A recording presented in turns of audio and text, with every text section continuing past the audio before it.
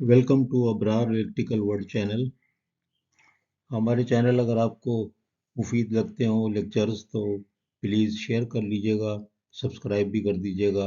ये सिर्फ हम अपने इंजीनियर्स के फ़ायदे के लिए सीरीज़ बना रहे हैं और जो भी तजुर्बात हैं उसको पेश कर रहे हैं आपके सामने, और जो भी हमें इल्म हासिल हुआ अपने से जॉब के दौरान या तालीम के दौरान, तो इसमें अगर कोई कमी पेशी हो तो उसके लिए भी माजरत, और ज़रूर निशानदेही करते रहिएगा, ताकि बाज़ औक़ात ऐसा होता है कि कोई चीज़ रह जाती है या उसमें छोटी मोटी गलतियाँ हो जाती हैं, तो उसके लिए माजरत।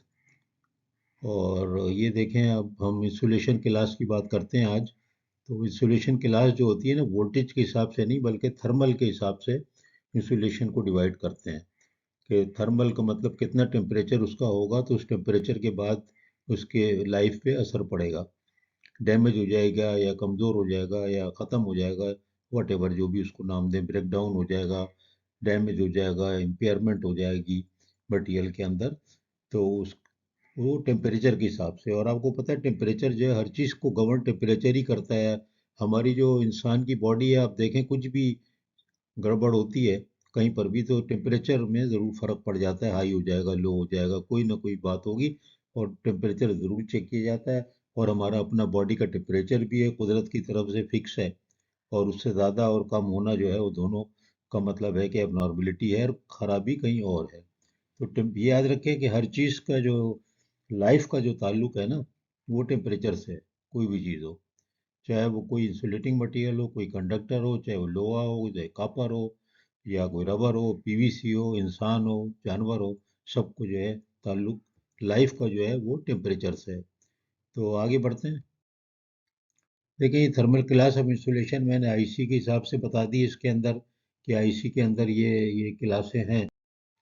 अभी आईसी 60085 है, तो इसके हिसाब से मैंने यहाँ पर ये लिख दिया, और ख़ास तौर पे ए क्लास के आगे मैंने यहाँ लिख दिया है आयल फील्ड ट्रांसफार्मर। क्योंकि ज़्यादातर देखें, हम जो इलेक्ट्रिकल इंजीनियर यूटिलिटी में हैं या कहीं पर भी इंडस्ट्री में काम करते हैं, तो ज़्यादातर वो वास्ता जो सबसे बड़ा पड़ता है वो ट्रांसफार्मर डैमेज हो जाता है, और टेम्परेचर राइज की फिक्र सबसे ज़्यादा टेम्परेचर के मामले में होती है। बस बार का हीटअप होना बहुत कम आप सुनते हैं, और सुनते हैं तो उसका रेमेडी भी करने के लिए टाइम भी होता है। लेकिन ट्रांसफार्मर का टेम्परेचर जो है वो इंस्ट्रूमेंट के ज़रिए आप मेजर करते हैं, बाहर से कुछ इतना फील भी नहीं होता है।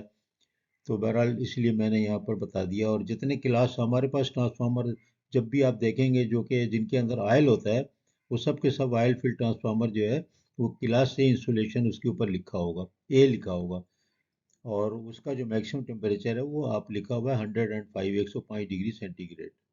अब ये जो मैक्सिमम टेम्परेचर है ये इसके हिसाब से फ़र्ज़ कीजिए कि आपके शहर में टेम्परेचर जो है वो एवरेज टेम्परेचर है 40, और कभी आपके पास मैक्सिमम टेम्परेचर 50 चला जाता है। तो उसके हिसाब से आप देखेंगे जो मार्जिन है ना टेम्परेचर राइज का, वो 105 में आप एम्बियंट को माइनस करें तो उसके बाद जो टेम्परेचर बचेगा उतना टेम्परेचर राइज कहते हैं उसको। तो मैंने क्या किया, राइज की मैं उसमें नहीं गया हूँ, बल्कि मैंने मैक्सिमम टेम्परेचर दे दिया, क्योंकि इंसुलेशन क्लासेस इसी तरह डिफाइन है।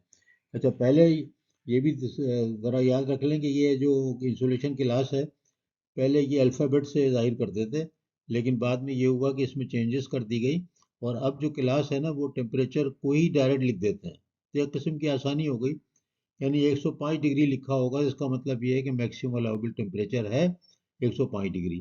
तो ये ध्यान में रख लें कि नया जो अगर कोई कहे कि नया क्लासिफिकेशन हो गया है, तो नए का ये मतलब हरगिज़ नहीं है कि कोई बिल्कुल नए अल्फ़ाबेट या नई चीज़ें आ गई हैं, बल्कि वो अल्फ़ाबेट की जगह जो मैक्सिमम टेम्परेचर है, लिमिट जो है, उसको ही क्लास का नाम या दर्जा दे दिया गया। तो 90 लिखा है तो 90 मैक्सिमम है।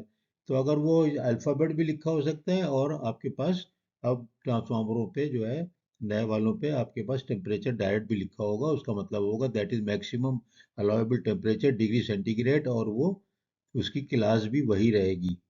तो ये है इसका तारुफ। और मैंने एक दूसरा टेबल बनाया है कि आई ट्रिपली और एनसाई से इसको मैंने कंपेयर कर दिया, देखिए। तो ये देखें आप, यहाँ पर मैंने वो सारे के सारे यहाँ रिपीट कर दिए हैं ये, और इसके आगे मैंने लिख दिया है कि I triple E NEMA national electrical manufacturing association north America की, और ये भी अमेरिकन नेशनल स्टैंडर्ड इंस्टीट्यूट और AITPL आप जानते हैं। तो ये देखें यहाँ पर इनके यहाँ वाई क्लास नहीं है, 90 डिग्री का नहीं है, ए है, और उसके बाद NA यानी जो ई है वो भी नहीं है। ये देखें, ये भी ऐसा लगता है बी के बाद ई बीच में इंट्रोड्यूस हो गया, उसका टेम्परेचर भी ज़्यादा है, ये गलती नहीं है, ये इसी तरह है, कहीं आप समझें कि ये गलत मैंने लिख दिया है। तो इसलिए निशानदेही कर रहा हूँ कि कभी कभी जहन में आता है कि यार ये क्या है, कोई गलती हो गई होगी, बी 120 होगा, ई 130 होगा, नहीं है, मैंने बहुत जगह चेक किया इसी तरीके से है, तो ये गलती नहीं है। और ये देखें इनके पास भी NA है, ये नहीं है। NA का मतलब है कि ये नहीं है, नॉट अवेलेबल, ये मतलब नहीं है कि ये इसकी कोई क्लास हो गई।